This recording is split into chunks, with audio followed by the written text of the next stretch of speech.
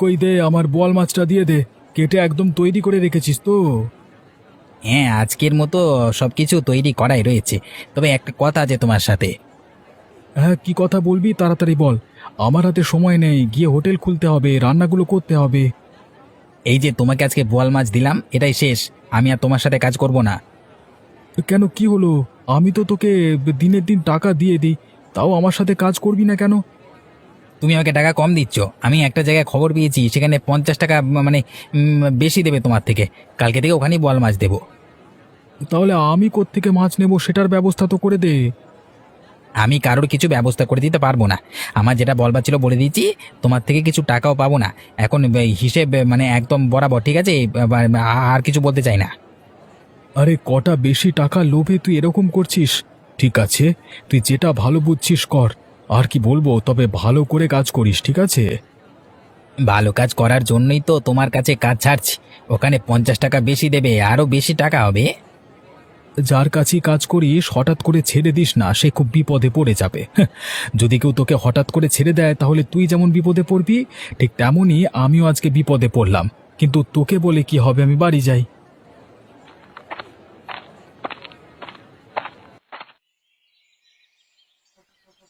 বাবা, হঠাৎ এত জ্বর হয়ে গেল তোর? জলপট্টি দেওয়ার পর কেমন লাগছে রে? কষ্ট হচ্ছে? আমি একদম ঠিক আছি, তুমি এত চিন্তা করবে না। এরকম ছোটখাটো শরীর খারাপ সকলের হয়, আমারও হয়েছে এই আর কি। শরীর গরম আগুন, আর তুই বলছিস চিন্তা করব না?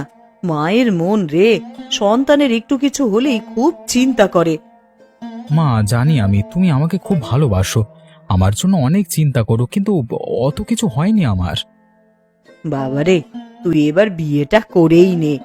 আমার অনুপস্থিতিতে না হলে তোকে কে দেখবে বলতো? বিয়ে করবার মতো যোগ্য আমি এখনো হয়ে উঠিনি। কেমন রোজগার করি, কোন দিন কেমন রোজগার হবে সেটাও জানি না।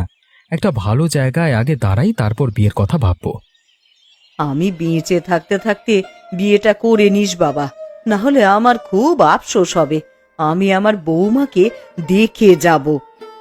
একদম এসব কথাবার্তা বলবে না, তোমাকে কতবার বারণ করেছি। আরেকবার বললে দেখো। আচ্ছা বাবা, আচ্ছা, আর বলবো না, আমার ভুল হয়েছে। আচ্ছা তুই বিশ্রাম কর, আমি বাড়ির টুকটাক কাজকর্মগুলো বরং করে নি। আর কিছু অসুবিধা হলে আমায় ডাকিস খন। হ্যাঁ মা, ডাকবো। তুমি যাও, আস্তে আস্তে কাজগুলো করে নাও, হ্যাঁ? দেখবে কালকে একদম সুস্থ হয়ে গেছি। এরকম জ্বর কিছুই হয় না এরকম জ্বরে।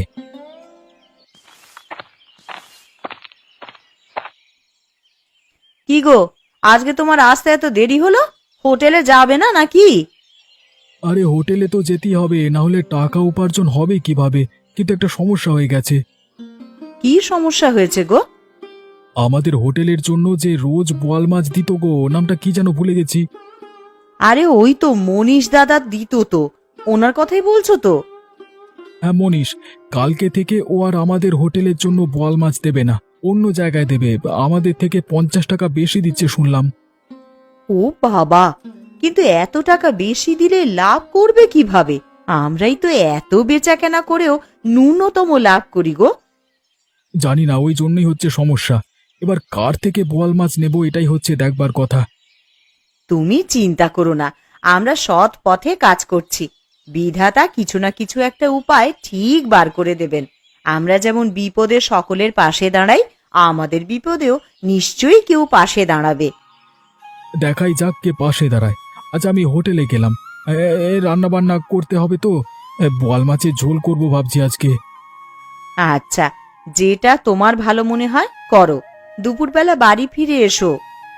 হ্যাঁ আসবো তো, এখন আমি আসি, হ্যাঁ। বাবা, কেউ বাড়িতে আছিস? কিছু ভিক্ষা দে রে, এক সপ্তাহ কিছু খাইনি। কে তুমি? আমাদের বাড়িতে কি চাই? এক সপ্তাহ খাই নাই রে মা, যদি দুটো পয়সা দিতিস তাহলে খুব উপকার হতো। টাকা পয়সা তো দিতে পারবো না গো বুড়ি, তবে তোমায় কিছু চাল দিচ্ছি, ফুটিয়ে ভাত করে খেও। যা দিবি তাতেই আমার অনেক উপকার হবে রে।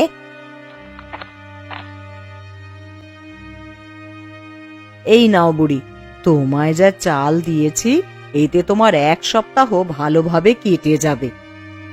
অনেক ধন্যবাদ আমায় সাহায্য করার জন্য। বিধাতা তোদের মঙ্গল করুক। মঙ্গল করাই তো ভালো, আমরা তো কোনোদিনও কারোর খারাপ চাইনি। তোমার ছেলের ব্যবসাটা যেন দাঁড় করিয়ে দেন বিধাতা, এই কামনাই করি। তা ছেলে কি ব্যবসা করে জানতে পারি? হ্যাঁ, কেন বলবো না। আমাদের গ্রামেই ভোরবেলা মাছ বিক্রি করে, মোটামুটি বেচা কেনা হয়। তোমরা খুব ভালো মানুষ, সকলকেই সাহায্য করো, সকলের পাশে দাঁড়াও, সৎ পথে চলো। দেখবে বিধাতা একদিন ঠিক মুখ তুলে তাকাবেন তোমাদের দিকে। যারা ভালো তাদের সাথে কখনো খারাপ হয় না। তোমার কথাই যেন সত্যি হয়। আমায় সাহায্য করার জন্য ধন্যবাদ। এখন আমি যাই, ছেলেকে ভালোভাবে ব্যবসা করতে বলো। আরে আসুন আসুন, সকলে আসুন, খুব অল্প টাকায় খেয়ে যান ভাত আর বোয়াল মাছের তরকারি। আসুন দাদা, আসুন দিদি, আপনাকে খেতে দেবো। আসুন আসুন, ভেতরে আসুন। না রে বাপ, আমি হোটেলে খেতে পারবো না। আমি নিজে এখানে ভিক্ষে করতে এসেছি, যদি 2 টাকা দিতিস। আচ্ছা, আপনি ভিক্ষা করতে এসেছেন, আপনি রান্না জানেন? হ্যাঁ জানি তো, কিন্তু কেন? মোটামুটি সব রান্নাই করতে পারি। আচ্ছা, আপনি বোয়াল মাছের ডিমের ঝোল রান্না করতে পারেন? হ্যাঁ, ওটা আমি খুব সুন্দর করতে পারি, কিন্তু গরিব মানুষ তো, তাই জন্যই খেতে পারি না। দে না, 2 ভিক্ষা দে না বাপ। বুড়ি, কালকে থেকে তুমি আমার দোকানে কাজ করবে, বোয়াল মাছের ডিমের ঝোল রান্না করবে। এইভাবে ভিক্ষা চেয়ে কারোর দয়ায় বাঁচবে না, নিজের সম্মান নিয়ে বাঁচবে। আচ্ছা বাবা, আমি কাল থেকেই তোর হোটেলে কাজে লেগে পড়ব। তুই আমায় কাজ দিলি, এটাই অনেক। আমার একজন মাছওয়ালার সাথেও জানাশোনা আছে, ওইখান থেকে চাইলে মাছও নিতে পারবি। হ্যাঁ, কে সেটা? আমার তো খুব প্রয়োজন থাকে। তার নাম কি? তার নাম হচ্ছে কালু, এই আমাদের গ্রামেই থাকে, তবে সে খুব সৎ পথে ব্যবসা করে। এরকম একজন কি তো খোঁজ করছিলাম। ধন্যবাদ খবর দেওয়ার জন্য। বুড়ি, এই টাকাটা রাখো, আজকে কিছু কিনে খেয়ে নিও, কালকে থেকে আমার হোটেলে কাজ করবে। আচ্ছা বাবা, ঠিক আছে, তাহলে আমি এখন যাই, কাল সকাল সকালই চলে আসবো এখানে। হ্যাঁ হ্যাঁ, তাড়াতাড়ি এসো। দেখি আজকে সন্ধ্যায় তাহলে একবার যেতে হবে কালুর কাছে।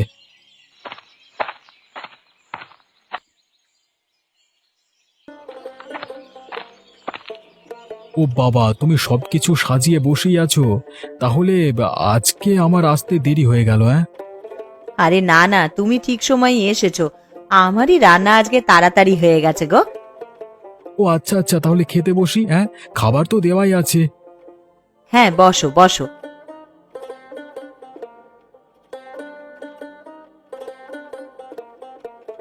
তোমার সমস্যার সমাধান কিছু খুঁজে পেলে? হ্যাঁ হ্যাঁ, মনে হচ্ছে পেয়েছি। আজকে কি হয়েছে শোনো পুরো ঘটনাটা। হ্যাঁ বলো, কি হয়েছে? আজকে আমার দোকানে এক বুড়ি এসেছিল ভিক্ষে করতে। আমি ওকে অনেক কিছু জিজ্ঞেস করি, দেখলাম সৎ মানুষ, কাজে রাখলাম আমার দোকানে। উনি রান্না করবেন বোয়াল মাছের ডিমের ঝোল। ও আচ্ছা, তারপর তা মাছের ব্যাপারটা কি হলো? আরে আমার পুরো কথাটা তো শোনো। তারপরে ওই বুড়ি আমাকে বলে তার জানাশোনা একটা মাছ বিক্রেতা আছে আমাদের গ্রামে, নাম হচ্ছে কালু, সবকিছু বলল আমাকে। আচ্ছা, এইবার বুঝলাম, তুমি ওনাকে কাজ দিয়ে সাহায্য করলে আর উনি তোমায় খোঁজ খবর দিয়ে সাহায্য করলেন। হ্যাঁ একদম ঠিক, কালকে থেকে উনি কাজে আসবেন। তার আগে আজকে সন্ধে যাব একবার কালুর বাড়ি, কথা বলে আসবো। কালকে মাছের ব্যবস্থা করতে হবে তো। তাহলে এখনো বসে আছো কেন? খাওয়া তো হয়েই গেছে, উঠে ঘরে যাও, এবার একটু ঘুমিয়ে পড়ো, আবার সন্ধ্যায় যাবে তো ওনার বাড়ি। হ্যাঁ গিন্নি, তুমি ঠিকই বলেছো, যাই আমি ঘরে যাই।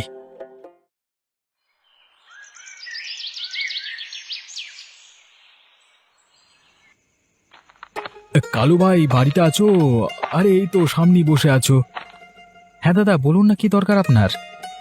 তাহলে শোনো, আমি এই গ্রামের একজন ভাতের হোটেলের মালিক। রোজে রান্না করি বোয়াল মাছের তরকারি আর ভাত।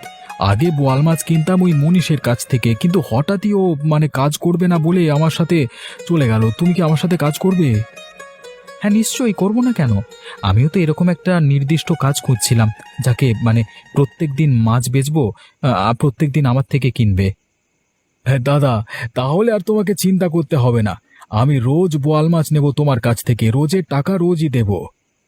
হ্যাঁ আমি কাজ করব, আপনার জন্য ভালো বড় বড় বোয়াল মাছ আনবো। ওই মনীষের মতো করবে না তো।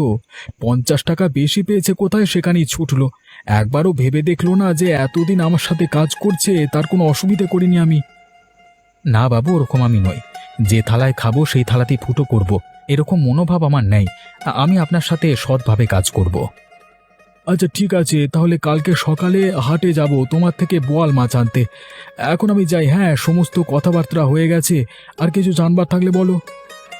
না না, আর কিছু জানবার নেই। কালকে সকালে আসেন আমার দোকানে, হ্যাঁ, বাকি কথা সেখানে হয়ে যাবে।